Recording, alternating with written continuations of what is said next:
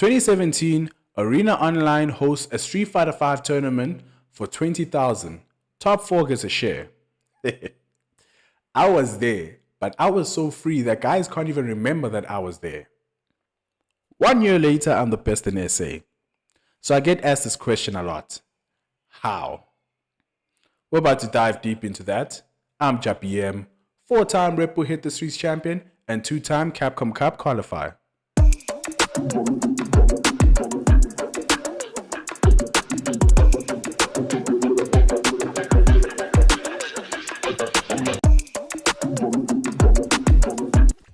Now, before we dive deep into the how, let's backtrack a bit. 2017 June, July, Rush hosts a Street Fighter V tournament. Top 4 qualifies for the Arena Fight Nights, 32-man bracket for 20,000, winner gets a PS4. I didn't have a PS4, and I didn't have Street Fighter V. But I was like, you know what, my fighting game fundamentals are pretty good, so I'll probably do well or win it. Boy, did I get humbled. Unfortunately, not having the game and having zero knowledge about the mechanics did not work in my favor.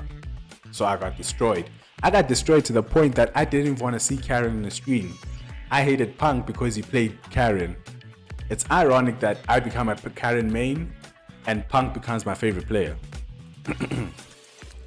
So fast forward to the 20,000 Rand tournament.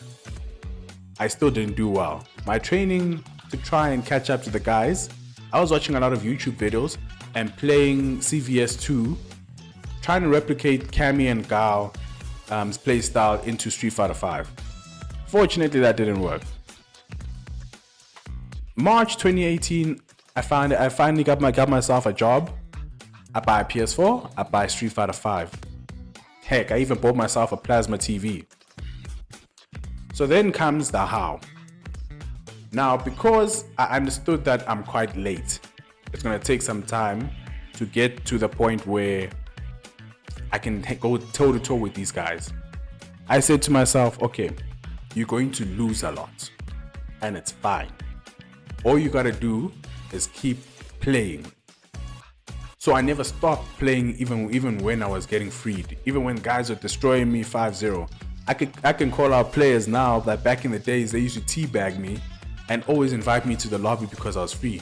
Whenever they wanted to blow off steam, they used to invite me to the lobby. Right now, those players are like, you know, I don't even want to get into that one. So number 1 is don't be afraid of losing. Understand that you're going to lose. But the key thing comes with what are you doing each time you lose. Damn, he's good with my anti-airs. Let me work on. He's good with his anti-airs. You know, let me not jump because it's obvious. You know, he's always jumping my fireballs. Let me start playing with the speed of the fireballs. Go from light to heavy. You know, so the key thing is what are you doing when you lose? Don't just play and think that you're automatically gonna discover why you're losing. You have to think about it. Now, for me.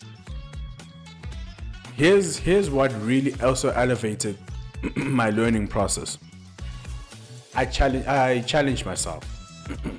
I said to myself, okay, since I was fascinated by how pros can play the ground game without jumping. You know, they were so good at it. Like they could play sets without jumping, and I was really fascinated by that, and I wanted to do that. So I started challenging myself. I said, okay, you know what? Play this whole set without jumping. You know, it doesn't matter if you lose. If you win, it's all. I mean, it's good. It's good for me. But if you lose, don't think too much about it. Just keep doing that. And then I started elevating the challenges. I was like, okay, you know what? I've got bad defense because I tech a lot. Play this whole set without teching. I started elevating my challenges. You know, which in return elevated my gameplay. I got guys who are like, man, how are you playing so well? How is the ground game so good? They started thinking that I was born with it. Unknowing to them, I wasn't born with it. The information is already there. I just took what was already there and elevated my gameplay using that. The information is there on YouTube, on Twitch. It's always there. You know, I just started utilizing that. Now, also, this is very important. I was watching a lot of tournament footage. During the times I'm watching the tournament footage, I listened a lot to the commentators. The commentators have the most valuable information. You know, in terms of matchups and stuff like that, I was listening to the commentators while they're saying this is a bad matchup. You know, why they saying this player will do this, you know, instead of this. You know, why this is a bad decision. You see, commentators give you the most valuable information, and I don't think people realize. You know, JabhiM's analysis videos really helped me because I started learning fighting game terms because of those videos. Now, this is probably the least important, but at the same time, to me, it seems just as important. Give yourself a pat on the back. Let me rewind a bit. During my journey to becoming the best in SA, I was at a local tournament and I was playing Billy D in casuals. I was whiff punishing him, and in my mind, I was like, damn, you actually did that? Man, you're actually pretty nice. You know, to anybody probably is going to be like, oh, he whiff punished me, nice, and then it ends there. To me, I was like, man, you actually can do this. It's just all in your mind. So I kept on telling myself those kind of things, like, man, it's all in your mind. You can do this. Look, you're doing it. You know, I used to suck at anti-airing Zeku, you know. And then when I started walking under, I gave myself a pat on the back, like, damn, you actually are aware that he's gonna go over, and you walked under to punish his trip, to trip guard punish him. You know, those kind of things that go a long way. You know, especially if you got bad anti-airs and you're like, okay, you know, and you find the anti-air once, give yourself the pat on the back. You'll be surprised on what it does. Anyway, guys, I hope this works for you.